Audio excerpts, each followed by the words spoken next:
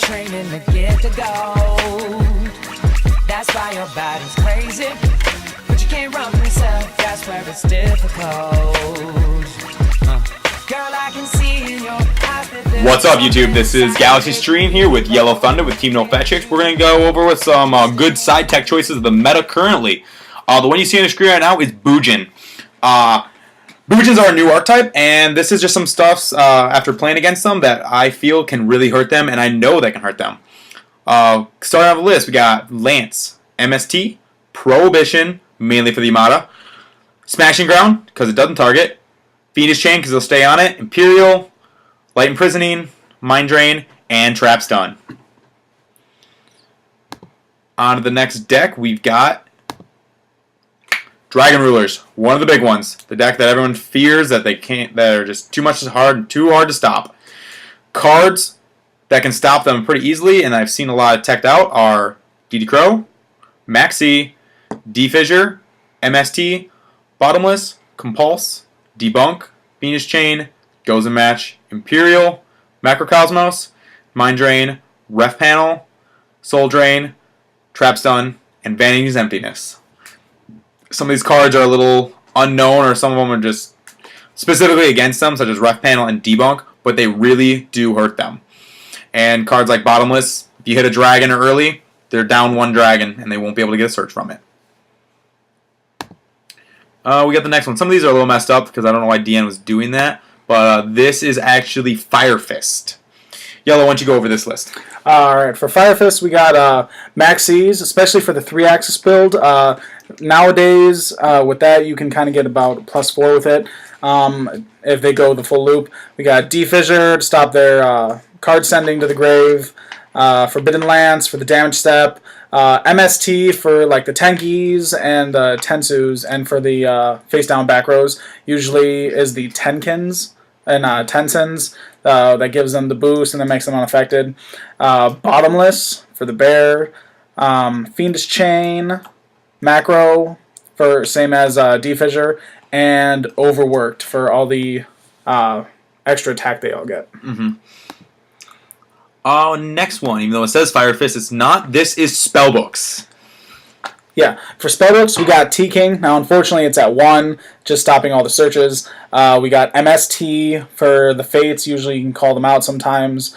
Prohibition, always great for the Blue Boy, or even anything else if you got a second one. Chain Disappearance for the little guy. Curse Seal of the Forbidden Spell. Eradicator, Epidemic, again, sad it's at 1.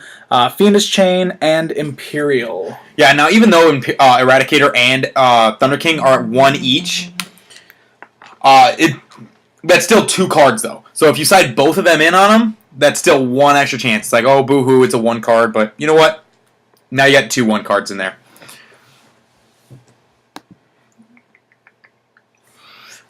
This says Infernity, and it is Infernity. Consecrated Light.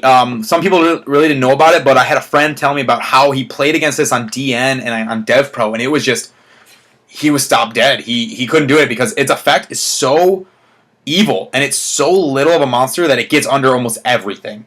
If you don't know what it does, it's neither player can normal or special summon a dark monster or declare an attack with a dark monster. This card cannot be destroyed by battle with a dark monster, and you take no battle damage from that battle. So if you're playing a deck like Evilswarms or Infernity, who run only dark monsters unless they make Lavable Chain or something, that card is going to stay on the field, and it's going to be a real problem for them because they're not going to be able to OTK or push. Maxi for their big push. Book of Moon and MST, Bottomless, Compulse. Most of these cards just bait out the barriers, especially the MST, because you see where each barrier is being set. D-Fissure for because they gotta hit the graveyard. Bottomless if it goes off early. Compulse they need to have a card. They need to have no cards in hand. Fiendish Chain because it affects macro, same as D-Fissure. Shadow dark cards. It's basically Concentrated Light in trap form, and Vanity's Emptiness because it's just the best trap card this format. Next one I believe is Mermails. Hopefully, nope. This is Evilswarm. Evilswarm. Yes, Evilswarm. Evilswarm. let's both go over this one. Once again, Concentrated Light, same thing as last time. Flying Sea. Do you see any synchros in their extra deck? Nope, not at all. There you go. And if they can't get rid of this thing off the field, then you don't have to worry about Ophion. No, dog, it's totally mainstream to main that Plaguing Spreader. Oh, yeah. Yeah, dog. It's that allure target. All right, we got Book of Moon. Book of Moon. I'm going to go over Book of Moon and Compulse. These two are basically for chainability for when they do activate that Pandemic. You can either put it face down or Compulse it. Get it off the field. Forbidden Lands. So good. Any deck that fears back row and they're maining lands or they can side in lands, perfect against evilswarm because of the fact it changes stats. Pandemic does not affect their stats. So you can damage Kelpius and Pandemic will not be able to activate. So that 2550 Ophion is really only 1750.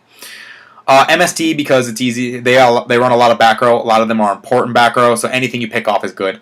Ixie's Encore can't be chained. They don't run other than maybe 1-3 rank at a time.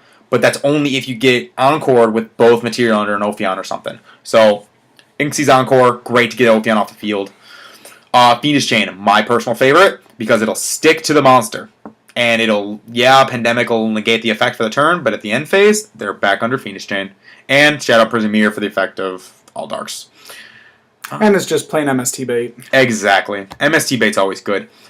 Now, this one... Spellbooks we already went over. Although I did on this one, I did add the DNA Surgery. DNA Surgery is great against spellbooks for the fact of they need to be spellcasters. So just change it to anything. Doesn't even matter.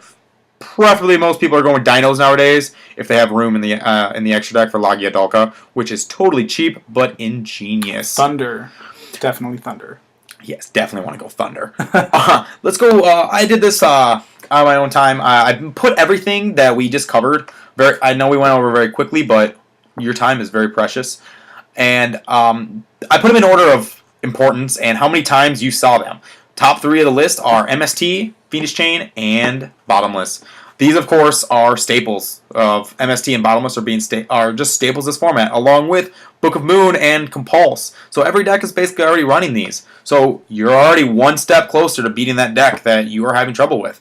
Now, the ones that you ran into quite a bit more often for our Fiendish Chain. Some people don't realize how good this card really is, and I don't know why it's being bumped down to 1 or less in decks when it's just so good. It's won me more matches than I can think of. Maxi, a lot of people are just maining these and stapling them. I mean, they got reprinted. Why not?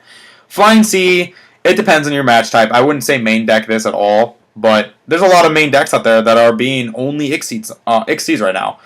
Imperial, pretty standard right now, especially with Dragons. And Trapstun is right now a win condition for almost every deck. But one card I definitely want to give a shout out to is Prohibition. Prohibition, I mean, we only covered it maybe against 2 decks right now. But this card is good no matter what. I mean, think about what Yellow said over here. He was talking about if you Prohibition the Blue Boy. That's huge. Their deck only has 8 monsters in it. If you get the Prohibition off on a Blue Boy before they can summon one, their deck has 5 monsters. And half of their spell cards, at least the good ones, require a spellcaster on the field. So they're trying to top deck into a monster, which some of the times they can't even summon it. Such as if they're playing the world build, if they top deck into a monster and it's the world, they're still shit out of luck. Pardon my language. But a lot of these cards will take you to the top, and especially used properly. And just knowing about cards makes you a better player already. I'm going to show you a quick screenshot of my deck that I played at Tinley Park, and it went very well. And as you can see, I do this. I make these lists in person to help pick my deck for the format and how I want to make my background and make my main deck and my side deck. As you can see, I play the 3 Max C. I play 2 each of Lance and MST. I do still decide to play the Book of Moon, and I am playing the Compulse and Bottomless. Now, cards like Abyss Isles and evilswarm and Ophion do hurt my deck, which is why you see me main decking 3 Fiendish Chain this format. And I get a lot of criticism, a lot of questions on why, but you know what? This card is amazing for this deck. And it was taking a lot of playtesting, a lot of practice to realize that. And then you can see in my sideboard, I have the 3rd MST, the 2 Encores for the same reason, Abyss Isles and Ophion, a 3rd Lance, and then against Dragons, because once they get going, they are tough. The 2 Ref panels, because if I do get it off, it's a giant plus.